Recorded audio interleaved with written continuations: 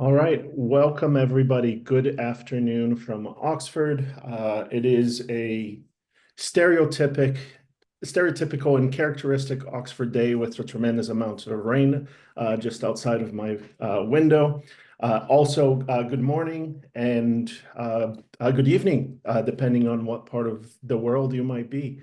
Thank you for joining us for this conversation, this opportunity to chat for amongst myself and a few of my colleagues around AI and its role inside of an organization, as we call it here. How do we build an AI-ready organization from strategies, integration, leadership, and concerns around control, governance, and related questions?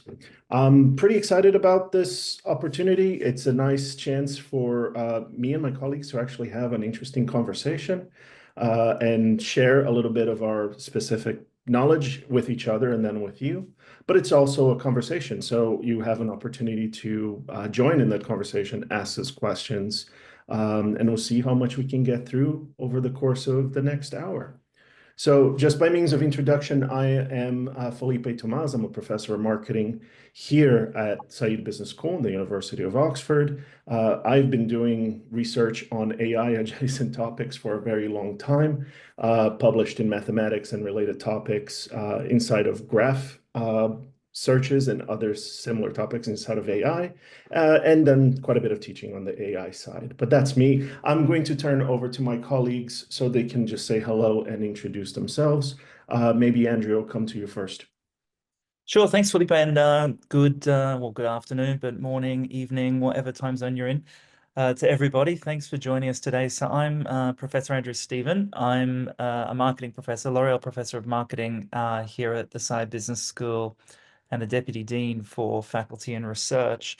And like Felipe, I've been involved in research and teaching and all sorts of external engagement activities around AI for a very long time before we were probably kind of calling it AI, and have very much been involved in thinking, particularly in my domain around marketing and advertising and media and communications, how companies are embracing these new technologies, but then actually turning them into something that's useful and valuable for both, themselves as well as their customers and other relevant stakeholders of their organizations.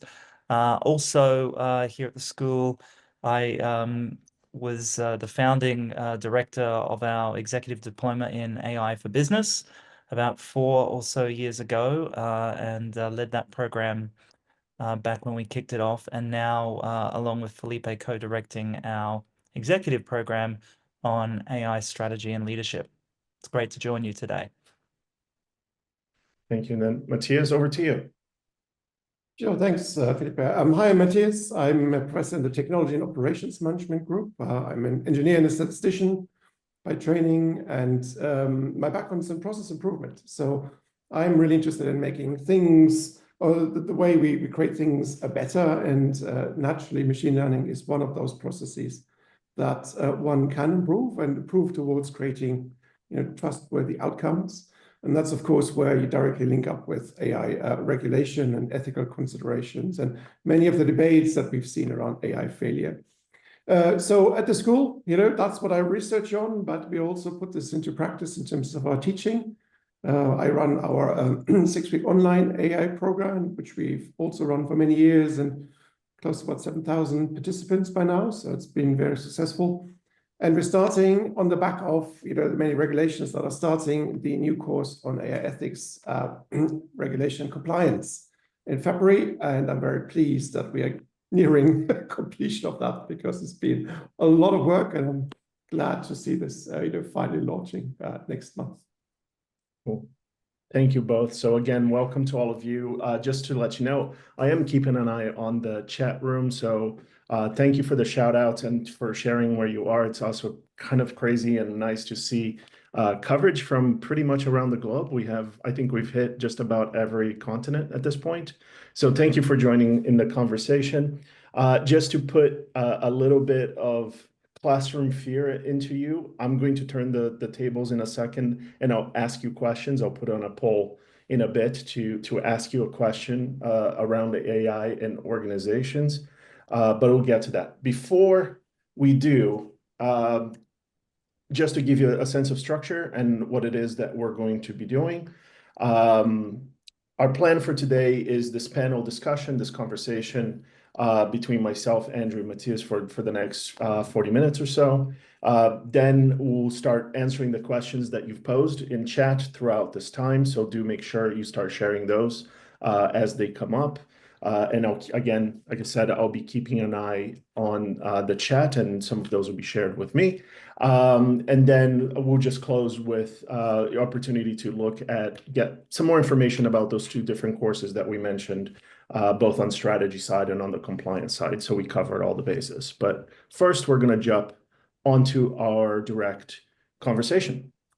So with that, I'm going to pick my spot as the man in the middle here between my colleagues, and I just start throwing questions, right? So the first thing that I think that comes up often is, in a funny way, is like, okay, so AI, is this our new fad? Like, is this the new internet? Like, this is never gonna catch on. Just in more seriously, it's like, from your views, your interactions with the industry, from all of the angles that you come into, what's the level of maturity that you start perceiving of this technology in practice? Like, are we in a stage where people are kind of still aspirational and ideating and just selling a lot of BS? Or are we onto the side of there's reality behind it, there's money behind it, there's strategy behind it, there's thought behind it, there's fear behind it? Like, where are we on this scale? Okay, I can start with the first part of this question. So I get very easily excited, particularly about new toys and new technologies. And I always like to compare AI to 3D printing, which I got terribly excited about. And, run projects. I mean, we printed thousands of test paths to look into the economics of it. But interesting, apart from having printed pretty much all doorstops in the business school for every colleague who came to buy it, it turned out pretty quickly that something like 3D printing is specific purpose, right? It's something that is very good at doing something we couldn't do before, which is, without any tooling, you can create new parts. So you have a design, you can print it, and you can make one-offs, and they cost you pretty much almost the same as if you were to make 1,000 or 1,000,000. So very different economics. But if you compare, something like 3D printing, where we've seen the hype cycle very much go into the trough of disillusionment, and we've only seen very few specific applications where it's really adding value. AI is very different, and I see this on the AI program every time. The breadth of backgrounds of people that come and talk to me about, well, can I use this here? Or I am using this here and it's working really well, or it's not working well, what do you recommend? The breadth of these applications is phenomenal. And I think that's really what we mean by general purpose technology, right? This is a technology that is agnostic to context. It is applicable everywhere, from healthcare to manufacturing to the government, right? To any business process. In that sense, I think it's very different from other fads we've seen recently. And, blockchain comes to mind as another fad that certainly has entered the trough of disillusionment. In my mind, many of the AI applications that are quite mature have reached the plateau of productivity on the hype cycle. And I'm seeing a lot of companies putting it to good use, right, to generate economic value. But Andrew, I don't know, what do you think? Yeah, no, I mean, I generally agree. I think what I would add is a couple of things. One, I think it's, you mentioned, or Felipe, you mentioned fads, and Matthias, you mentioned shiny new toys. I've for many years been telling anybody who would care to listen that you need to, be very cautious about not getting stuck into what I call the shiny new toy syndrome inside an organization, where you're essentially just jumping on a bandwagon. Oh, this is a new thing, we better try this. And I think like any new technology that comes along, or class of technologies, that there's a healthy sense of experimentation and interest that organizations of all shapes and sizes and all different types of industries will come at these technologies with. But I think the most important thing is to go from that gee whiz, shiny new toy kind of phase pretty quickly into what are we using this for? How is it creating value? What is the strategic purpose? And then, how do we go from, experiment to something that's operating at scale? And I would say, of course, AI in all its different shapes and forms, because, AI is such a general umbrella term for really all, a range of different types of algorithms, with therefore different ranges of applications. It is multi-purpose. And so I think it is a class of tools and technologies, and processes and methods that organizations can use for lots of different things. Um, what I've seen probably over the last, let's take the last 4 or 5 years, um, is, companies moving from being quite sort of leading in the sense that, but I mean, actually, let me take a step back. I think you need to divide that time window into sort of pre and post ChatGPT. Yeah. So pre and post the sort of democratization of access to large language models. Because pre that, what you would see is companies going, okay, well, we really need to get in on um, predictive uses of sort of advanced machine learning more than anything else, and think about how that will help their processes. And in some industries, that's been the case for a very long time. And if we take the industry that I'm closest to in terms of advertising, all digital advertising platforms have been running in this way for a very long time in terms of how they're matching content to users and optimizing against advertisers, multiple objectives for a given campaign. So that's not necessarily a new thing. Then when we move into that sort of post ChatGPT release era, so now going on whatever 2 years or so, um, what I've seen is a massive rise in, I guess, people going, oh wow, okay, it can do this, it can do this, and it's getting better. And what on earth are we going to use, particularly with the more generative tools? And so I think there's definitely been a shift from kind of more focused applications, and kind of not necessarily small in terms of business or potential business impact, but contained. We're going to use it for, really, really good fraud detection in a bank, or we're going to use it for really, really good matching algorithms for digital content with customers on digital platforms, or whatever. To going, oh, well, now maybe the sky's the limit. What else could we do? How could we help, use it in a more generative way that we're seeing with, ChatGPT and other related LLMs? So I think that doesn't mean maturity is increasing, but I think the scope of potential applications that businesses are considering has widened, which comes, I think, with, if we want to see that positively, that means more opportunities for value creation. But if we want to see that negatively, I think that also means more risk of I was going to say wasted resources, but let's call it misguided deployment of resources in the quest for value creation. So I think, there's a lot of excitement. It's by no means a fad, but of course, we would say that because we're people who are, really into this ourselves, and believe in it. But I think there's a difference between a set of technologies being a fad, and the way that companies try to use those technologies being faddish. And I'd say that's where you get differences in maturity across different organizations. Yeah, and I similarly see that same breakneck speed of moving from projects to deployment. And now most of the concerns and issues that I see is on scaling, actually, is taking some of those tests and making them reasonable throughout a large organization as it grows. The other thing that this rubs against, that I think will lead to a next sort of question. I'm going to just preempt this question, and I'm going to turn on to the audience for a second. So you guys have a minute to consider this. But it is it by virtue of this relationship with the firm and this evolution that it's had, and the nature of the technology itself, is it different in terms of how we treat it than other technologies that we've adopted?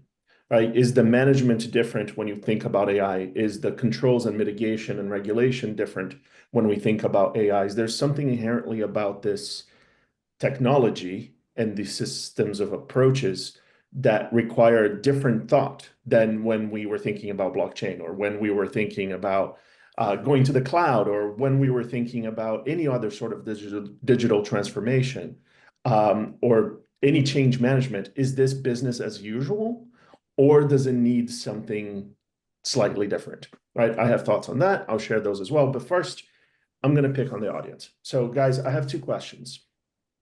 The first one is on the back of this discussion that started, is I'm going to ask you a question, and it's going to be a scale of 1 to 5, from least to most. How AI ready do you feel in your organization?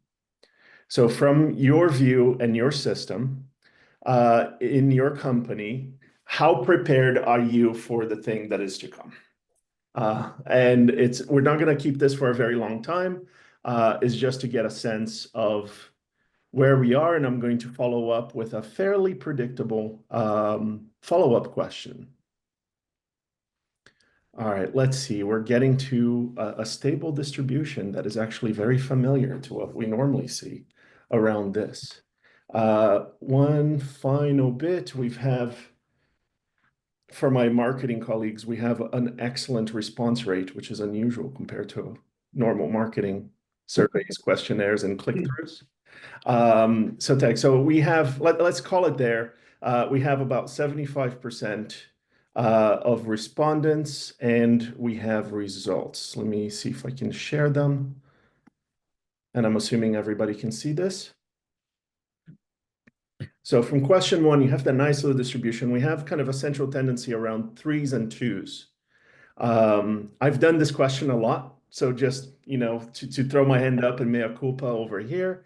And yeah, like the average tends to be about a 2.8 whenever I ask, and this is kind of a little bit lower than that, but like doing great. So from our own internal perception and view of how ready we are, and I think this is kind of healthy, we're on the lower end of that scale. So real quick, guys, Matthias, Andrew, what do you think about that self-reflection? It doesn't surprise me. And I think partly, to blame is of the never-ending stream of news about what AI can do now, and that creates this perennial sense of uncertainty. And really, I think creates this perceived and not unreasonable need to work out, oh, this is on the table now. Can we use this, right? So you're almost feeling, you're catching up. And I always try and tell people that, even I always joke, I hope Sumitra is not listening, who doesn't have a day job. Of course, I kind of have a day job, but my day job is to read all this and stay on top. I struggle, right? I struggle, and I use tools to read all those papers at speed, because so much is coming out, right? And it's hard to keep track. So I would not expect a much higher grade for that reason, because everyone feels like they're constantly catching up.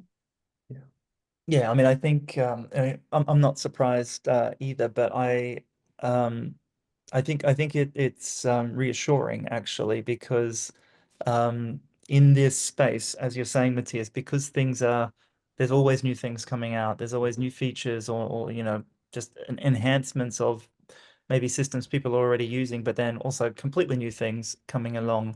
Not only is it hard to keep up, but if you think about that from a organizational perspective, whether you're thinking about just your role in a company, or your team or business unit, or whole corporation, how could you be entirely ready for this when it's a moving target, basically? So I think actually it's realistic to be somewhere in the middle. I think it's actually probably more strategically appropriate to be like that, because that means, okay, there's always going to be something else coming along we can't be ready for, but then we think about how do we get ready for it. And I want to just briefly come back to something that you'd said when you were teeing up the poll, Felipe, around digital transformation. And so now often we talk about in our various programs a lot on digital transformation, both from a I guess, a technology and operations and processes perspective, but also a people perspective. And you mentioned change management there as well, Felipe. But your question was sort of around, is this different to any other kind of, digital transformation that an organization has gone through? I'll give the sort of let's call it the classic Oxford answer, which is it depends. But that's not me just kind of punting. Gold star. It's because there are elements of this that are, anybody who's gone through a digital transformation, let's say 10 years ago, versus now, there are elements of how you would run this type of transformation and change process in an organization that are sort of out of the, let's call it the classic playbook. And then there are other elements that would have to be novel because they need to be thought of in particular terms related to the technologies being used and how they're being applied. And so I think if just to kind of give you a quick answer on what I mean by that, I'd say the human elements of all of this, the people side of things, how you bring people, inside the organization into using new things and adopting them and using them properly and appropriately and responsibly and so on. That's probably more of the, let's call it standard approach to digital transformation because it's a change process. Doing different things, people's roles changing, requirements changing, and so on. I'd say the strategic element of this, though, in terms of thinking about bringing AI and related technologies into the strategy and helping achieve the strategic goals of an organization, that's where things might be a little bit different because of the fundamental question, which is, okay, well, what are we going to be using these things for and how are we going to be using them? And so I think the strategy formulation side of it, thinking about value creation in that, is perhaps where the thinking can be a bit different because this is more of a multi or general purpose set of technologies compared to, let's, think 10 years ago, as Felipe, you said, okay, migration to cloud or, whatever else, or e-commerce adoption, if you're a retailer, for instance, things like that. It's more narrowly defined in terms of what the purpose is and the objectives are going to be. Here, it's a broader base of opportunity. So I think that requires a different approach. But once you pass that sort of stage, then the sort of the managing the people and the processes side of things would probably be more familiar to any kind of tech-related transformation process. Yeah.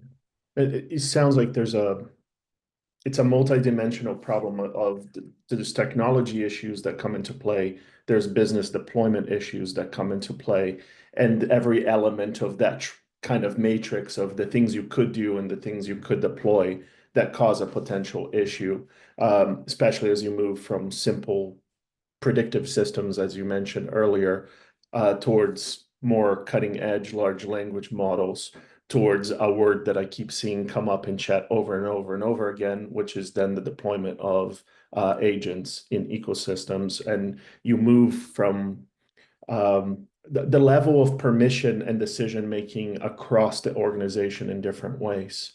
Right? Like rather than exploratory systems or recommendation engines or recommendation analyses to deploy decision making, things that are empowered. And on top of that, from the discussion that you guys, from the comments that you had, there's a velocity to it that new things keep arriving and changing that causes a significant amount of issue. Now, that's to me, Matthias, that sounds to me like a nightmare in sort of trying to maintain good governance and trying to keep up in terms of control and trying to have a reasonable conversation with regulators, trying to understand this, not just a complex problem, but a fast-moving complex problem. How can we get our heads around it?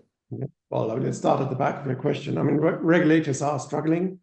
The reason the AI Act was postponed by 6 months was because of the Article 15, 51, and following on general purpose AI that had to be built in, which are on systemic risk of these frontier AI systems, if you want to call them that. So yes, I mean, for regulators, this is a huge headache. And remember, right, they don't have the expertise. They rely on their standardization bodies like CENELEC or NIST to produce the respective guidelines. But I mean, for companies, I think the good news is whatever new AI flavor tool comes along, ultimately it comes down to risk management, right? So the adoption of AI and the compliance aspect of it ultimately is a new function within the corporate risk management, right? You need to understand what risks come with using it, and those need to be mitigated. And the risk could be one of several flavors, right? The first one is one of reputation. You use this and you get hurt badly. It could also be liability, that you get sued for, let's say, discrimination. It could also be regulatory in terms of being fined by violating, let's say, Article 5, which comes into effect in a week's time. So really, in that sense, I think the good news for companies is ultimately it's just new risks you have to consider. The processes for governing those doesn't change.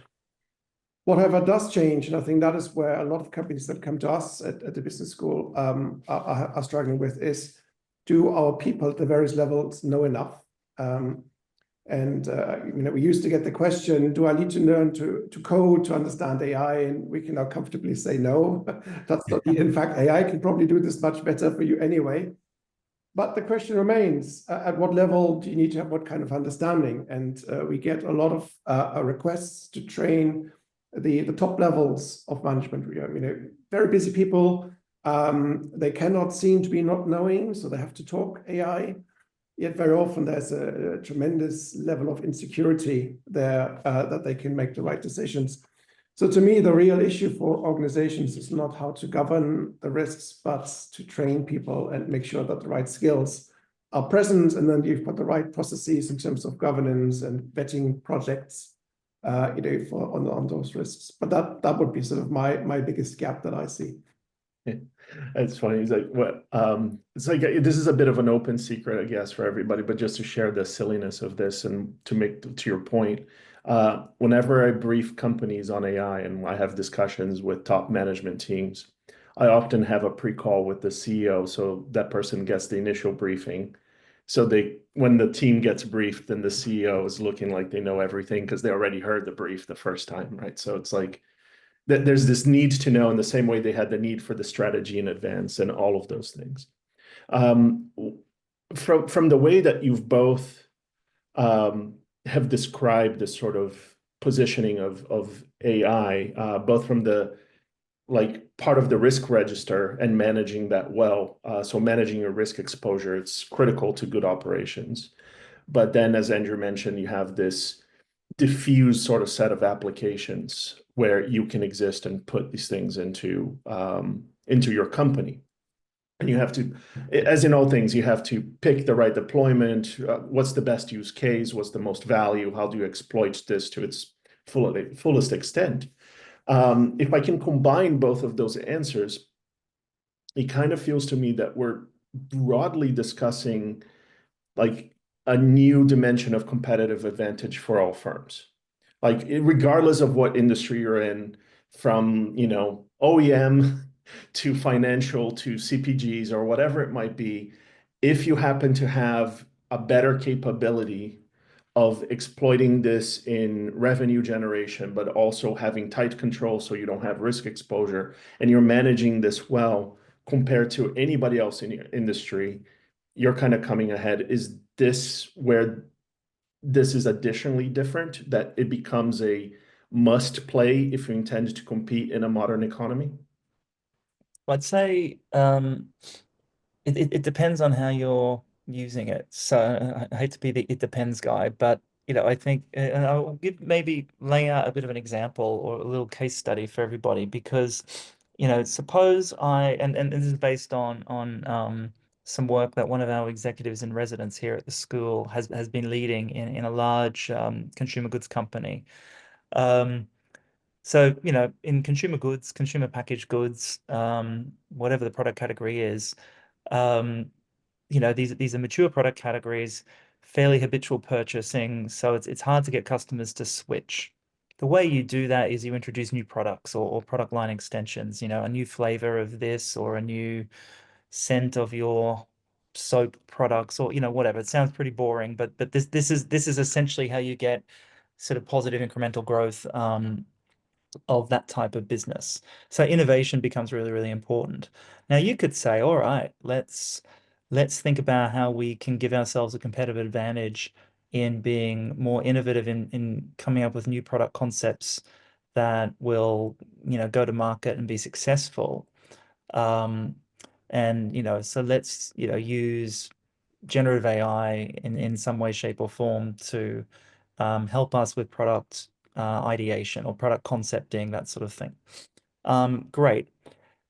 The competitive advantage is not going to come from going and asking public LLMs like ChatGPT, what should the next flavor of Doritos be, or whatever it might be, because everybody can do that. So, it's there's going to be limits to the ability to differentiate and come up with not only something that's interesting to the market, but also distinctive from your competitors. So that's not where the competitive advantage is going to come from. Where it's going to come from, and this is sort of the case that I find particularly compelling in this example, is leveraging existing data and let's call it intelligence assets, but largely data assets that are proprietary that you can create custom models around and train those to then inform the answers to the questions that you would have that are much more nuanced, but informed by an asset that you already have, a data asset in this case that you already have, that nobody else has.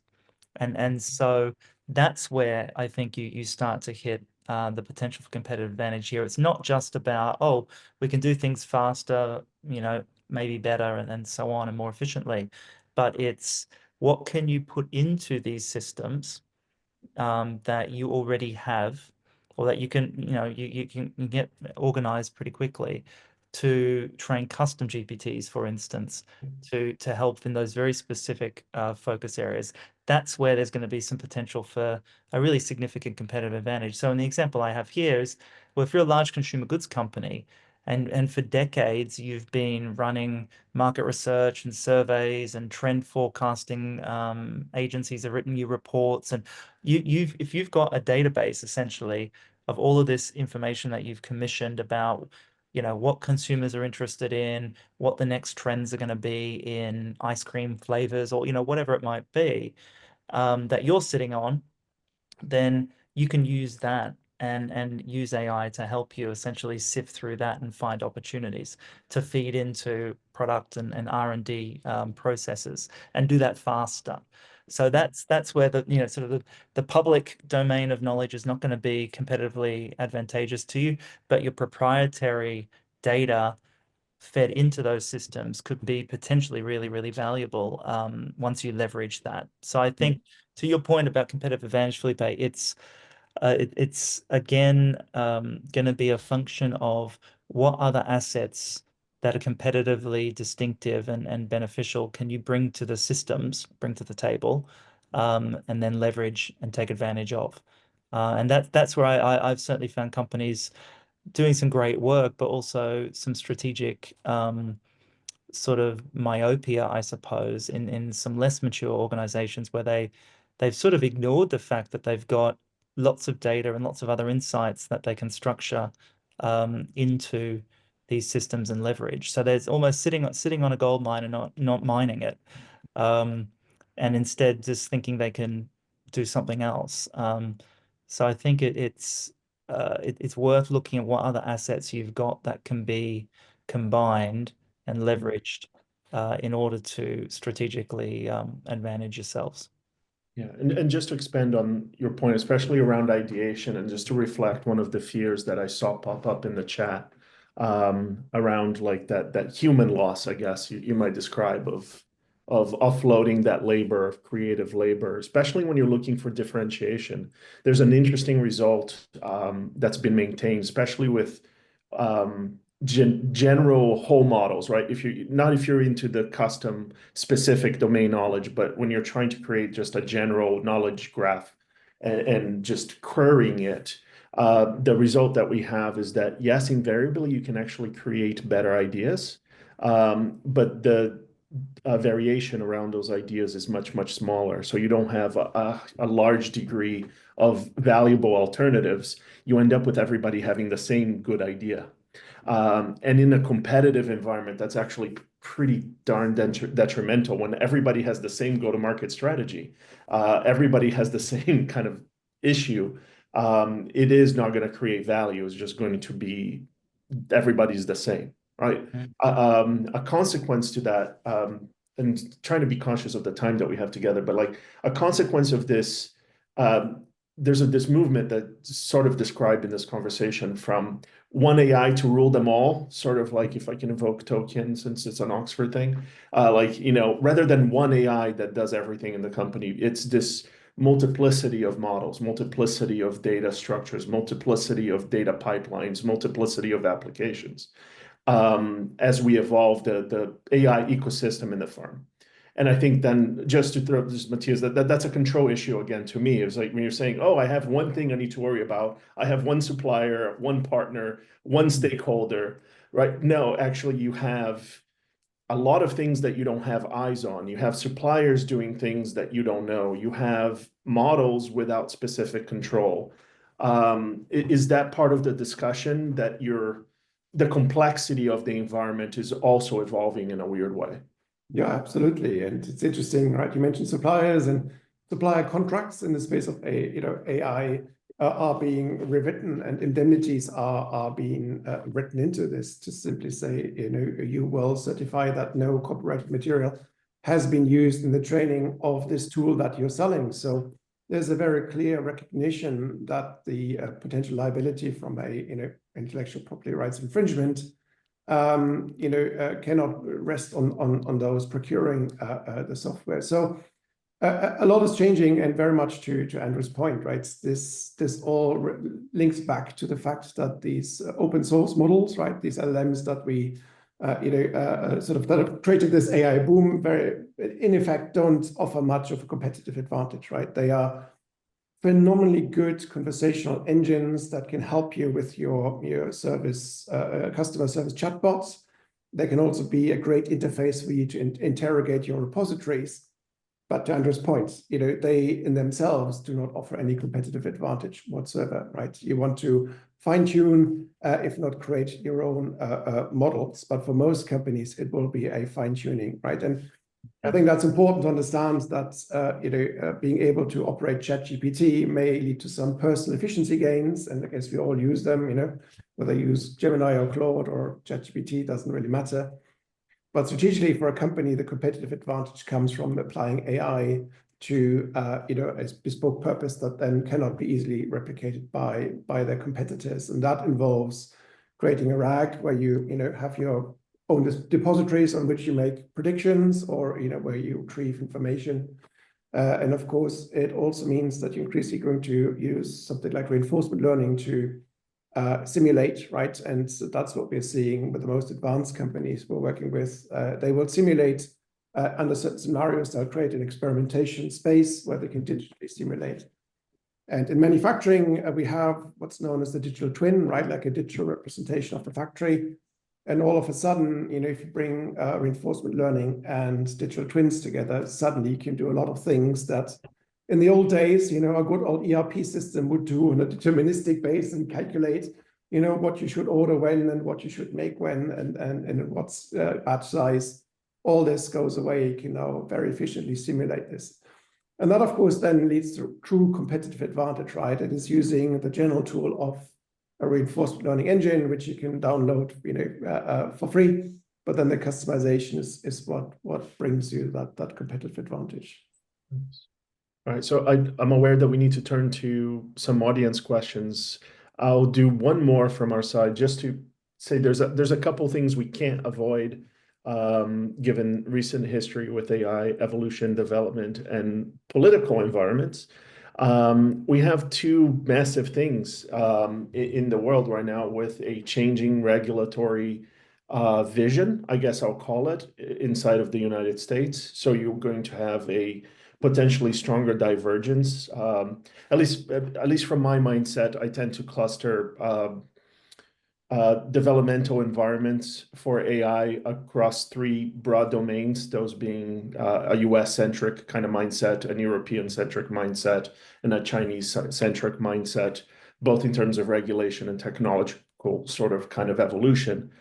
So at least one of the three pillars seems to be moving in a unique direction now, different from what it was a few weeks ago, followed by a significant amount of investment into infrastructure, data centers, and energy, right? So we have a gloves off sort of intent now, or no handbrakes, military funding, all sorts of good stuff. So what changes? What do I? Well, a lot changes. So a better question is, what do I attend to? What do I worry about? What do I consider in this sort of information coming from changes in the US, from your perspectives? I can start on that. Go ahead. Small question. I'll try and be as diplomatic as I can. So obviously, and Suzanne's just put this in the chat. So Trump revoked Executive Order 14110, which was on the safe, secure, and trustworthy AI, which also led to NIST developing the risk management framework, which, by the way, is very, very good, and I think will survive this. But as you say, right, a fundamental shift away from where we were going. Because in fact, there have been very good proposals for an AI Act equivalent under consideration with bipartisan support, being considered by US Congress, which was the Algorithmic Accountability Act and IRIA, right? So two very good proposals, none of which I think now have any chance of getting through. I think what this will mean is that we are heading towards very much a very confrontational set of few years, right? Where we were headed towards convergence. Now the sort of the battle lines have been drawn very, very clearly. I do think the announced investment in Stargate is sensible, right? There's three things you need to compete in the age of AI. That's computing power, it's data and energy, and Stargate very much speaks to that. So no question about it. But the problem comes with the data part of it, right? Because the assumption that we have free access to the data in order to do with it what is needed, of course, is a function of privacy rules. And that's where the EU regulations very much contradicts with a no regulation setting or no federal regulation in the US. And I think what this will basically be, first and foremost, great news for investment, on the West Coast of the US, but equally a lot of headache for those big tech firms that still want to keep their European customers. And I think the next big battles will be around the Digital Service Act with, the Facebooks, the Metas, and the like, about how that data is being used and what, if you bring it back to the US, what companies there can do with it. So I expect this to be uncomfortable, and I expect that we, in the due course, will see a lot of large fines or big investigations being launched against big tech firms from the US.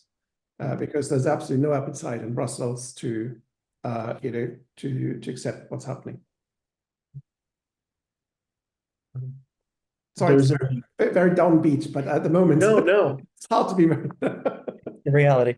No, I think realism is important in this because, especially as somebody, frankly, that lives on the very top of the hype curve, I've set up camp there, and everything is always exciting for me.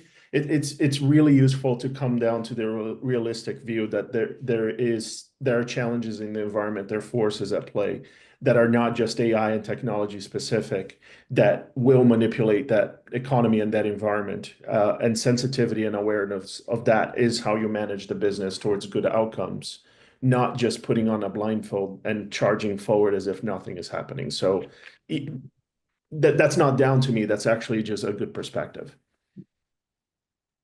Andrew, sorry, I didn't mean to interrupt you. No, look, I think Matthias said it all and said it well. I guess just the other point of reflection I'd say looking at this now divergence between, say, certainly the European perspective and the American perspective is it just serves to underscore the geopolitical significance of what we're talking about, you know, and that is a massive contextual factor that obviously, you know, comes to light mostly in the context of compliance and regulation, but you know, it is a political issue now too, and has been for some time. But it's you know come up again with you know the inauguration of President Trump this week and the flurry of executive orders already. So you know it's one to watch. You know I think it does create not just complexity and difficulty for the sort of the global tech giants, but for any global organization who's operating in these very different and increasingly different regulatory environments when they're thinking about AI and in particular data and data protection. So it makes it more complicated, but we've been there before. So we're kind of back to that way that we need to be operating, I think. Cool. I'll connect this to a question from the audience. So, with apologies to Carrie, because I'm going to strongly paraphrase the question. But it's related to this in my eyes and sort of the focus in the company creating potential challenges. So the question, the statement first is that we've had before the hype in AI, we've had plenty of firm analytics. We have lots of sort of exploratory technologies in that sense. But we tend to focus again on that shiny toy, the exciting developments, and we tend to under focus on the plumbing.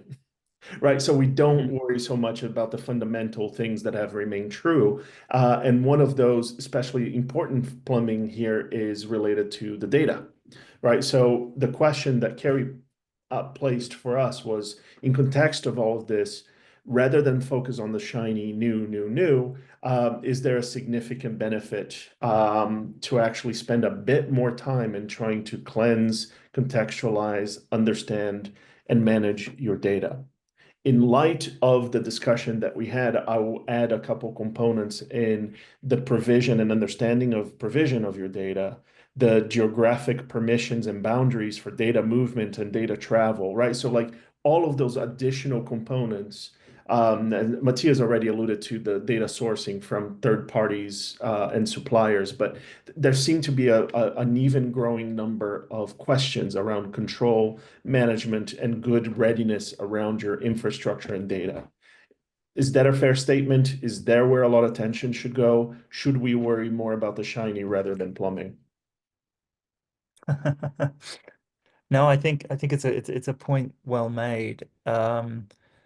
You know, as we said earlier, when we talk about competitive advantage, you know, your unique assets that you can combine with AI and leverage is where that competitive advantage is going to come from. So to the extent that data is one of those big kind of sort of buckets of digital assets that you can use in pursuit of that advantage, it makes perfect sense what you know the question is talking about. Um, and you know, I don't think, Felipe, we should ever, you know, be shy to say that the plumbing's important, you know, because it really matters. And so, but I don't think it's a do that and not focus on the shiny toys. I think if you're not at least scrutinizing the shiny toys, thinking about how they could be useful, how they could create value or be combined with other assets and capabilities within your organization to be valuable, you're also going to be missing a beat. So I think it's not a sort of a one or the other choice. I think it has to be thought of in a more holistic way. But that also implies, I think, a sense of, let's call it balance, strategic balance within the organization, and realizing, okay, if you go too far and think about all the new stuff, then you might not have enough time or money or both or people to focus on, let's say, data assets and the plumbing and all that sort of stuff. And you could swing the other way as well. So I think it's getting to some point in the middle there that is probably the hard thing to do in an organization. But that's where I think anyway from my experience is where the success is going to come from. Yeah. Peter, before we move on, James put a very related and very good question in the chat. Do you see US firms gaining competitive advantage due to decreased regulatory requirements? I think that's a great question. And I think the answer, and I'm curious to hear what both of you think too, but I think in the short term, yes, you could certainly argue that, right? They can do things that you can't do over here. But in the long run, it's going to create all sorts of problems and a lot of risks in terms of falling foul of regulations when you do have customers outside the US. So the minute you are offering a product that impacts on EU citizens, you're liable under the EU Act, right? Because it has pan-regional reach. So in my view, it's a mirage, this a competitive advantage gain due to the reduced regulation. Because in the long run, if you want a truly global product, you will need to make sure it does comply. So I always talk about safely innovating with AI, right? And that assumes that you have to ask all the hard questions, whether you use the AI Act or the NIST framework, or whether you use any of the other tools that governments around the world, from Australia, Singapore, Canada, Brazil, have put out, or Korea, right? Second AI legislation in force as of December, right? Ultimately, you will come up against this. So think about safely innovating with AI as what drives long-term economic gain, in my view. But anyway, Felipe, Andrew, I'm curious to see what you would say. I think that the timing, like you mentioned, is important, right? It's one thing to keep in mind is they're not departing from a same starting line, right? So you're removing regulation from firms that have already collected a significant amount of data and have maintained those assets. And some of them are still fighting sort of challenges to the legality of acquisition of that data asset, which they might now be protected from. So that they're not starting from 0 point, right? And that goes in light of some of the conversations in the UK. So if you're not familiar, the UK government has just announced a plan to become AI first and to create an ecosystem for the creation of challenger companies that would then go up against the likes of OpenAI or XAI or Meta or Google. That's not an easy ask. That's not an easy build, right? So it's not like you're starting from an even playing ground. You're just creating another bubble of protection for those companies that are not going to be penalized for misbehavior. And I think a large part of the intention is actually to what it says, like the terminology is like you privatize those gains and you socialize those errors and losses. And I think that's part of it, like by removing the guardrails and concerns, you're actually allowing people to suffer consequences from misbehavior while allowing for those companies to grow and have a more dominating position in the marketplace. So it's just kind of you're allowing others to suffer in order to maintain a competitive advantage. And that's a political play. It has nothing to do with my opinion as a business professor. But it creates more space for differentiation, and it creates a different space for different levels of competition. There are several companies that are not going to accept certain levels of risk exposure, and they will choose to do business with other kind of environments and archetypes, which might have more of an European basis, because they're not willing to risk their business and the continuity of their businesses by doing business with some of these organizations. So I think ultimately what it ends up is going to create a multi-market system of I'm not willing to deal with those because I don't trust the governance around that system.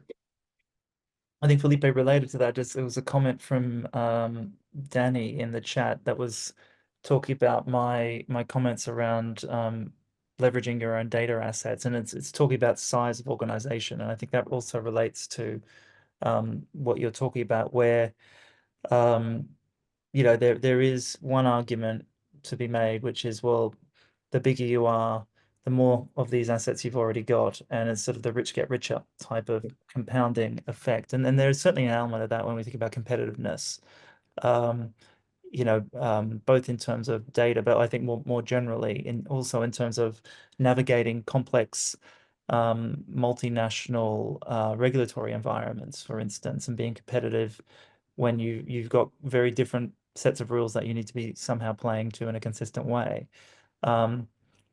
Size may well be helpful there, which does make it more difficult for smaller organizations. But I wouldn't say that that should be, if you are a smaller company or a small business, that says give up now. It's just more that it's a relevant factor though in thinking about everything we've been talking about. Where does competitiveness come from, and who's going to have a bit more of a leg up in, when you're at the starting line of something, let alone throughout the the contest, so to speak, and company size and I'd say global reach and scale and those sorts of things are relevant factors. So it was just a good point I wanted to recognize from the chat there. That's fantastic. And I think we need to move on just to start closing our discussion, unfortunately, today. Just if you might be contested, so you can correct me in this process, but I think if the competitiveness was strictly determined by permission in that sense, right? Government has told these companies they can do. Imagine it's not the case, but imagine this: the U.S. government has told these companies you can do as you please, and had that level of power or just sheer investment, and that was singly determining the ability to win in the marketplace. Then mirror image of that would have been what China is very much capable to do with incredible amounts of funding and actually incredible amounts of permission, as long as it's aligned with the government intentions. They would have been much farther ahead if that was sufficient. So it's like we've seen a mirror image of this elsewhere, and it has not actually dominated the marketplace. There's actually phenomenal technology coming from China, but it has not replaced any of the other marketplaces. So I think it changes things, and we need to be aware of it, but it does not invalidate European innovation. It does not invalidate Chinese or centered innovation or any else part of the world. I'll be in the Middle East soon, and that they have heavy investment as well, and that does not dominate. So I don't think it's just this stuff is not singly determined. It's actually multiply determined. There's a lot going on. It's just this is one more column that you need to pay attention to in your data set. Okay, hopefully that wasn't too controversial. All right, so and if it was fun, I'll get interesting emails. So with apologies, I know we had an hour together. We have a couple minutes to kind of close. As Andrew and Matthias have mentioned, we're all directors in courses within Oxford, and we want to just tell you a little bit about those before we leave, and give you the opportunity to download any information. Some of you, I noticed in the chat, some of you are already some of our students in upcoming semesters, so looking forward to seeing you in class. But here's a link so you can scan those codes if you're interested in the AI ethics, regulation, and compliance course with Matthias, or AI strategy and leadership with Andrew and myself. But here's an opportunity. You can go and grab information packets as you see fit. Matthias, do you want to just give me a quick blurb of what your course is about? Sure. The 10-second version is for those who are working as legal professionals, compliance officers, risk managers, or consultants, having to advise companies on how to deal with regulations across global regulatory regimes. That is the course for you. We do expect a certain level of foundational level of AI. So ideally, you've done our 6-week AI course, or else are aware of what AI is, because that way you'll get the most out of it. Otherwise, very much looking forward to seeing you. And I've seen a couple of names on there already that we're welcoming in February. Yeah, perfect. And in classic Oxford tradition, we're supposed to solve world problems in 10 seconds. So Andrew, you as well, in about 10 seconds. What is all of AI strategy and leadership? So this is an in-person 1 week program for experienced business leaders or government and business leaders, coming up in the 3rd week of May. And actually pretty much everything we've been talking about today on this webinar, particularly around competitiveness, a little bit on readiness, data assets, all of these sorts of things are the types of things that we'll talk about and work through on that program. But it's very much focused on people who are either in the midst of or on the cusp of having to develop an AI strategy within their organization, or linking their existing strategy to AI, or updating it in the age of AI, or however you want to phrase it. So it's very much about learning the latest and getting ideas from others from all different parts of the world and different industries, but also bringing that back into something that's really actionable for your organization. Well, reflecting a comment in the chat as well. 1 hour is a brief conversation about an enormous topic of immense depth and complexity. But it was a delightful conversation. Thank you, Andrew, for your time. Thank you, Matthias. I'll thank myself as well. And thank you, all of you, for joining us. Really appreciate you being here for this conversation. Lovely to share some time with you. Hopefully you got something of use and got you thinking about this question of how to use AI competitively and safely and ethically at work. Hopefully we'll get to see you again soon. Thank you for joining us, and we'll see you next time.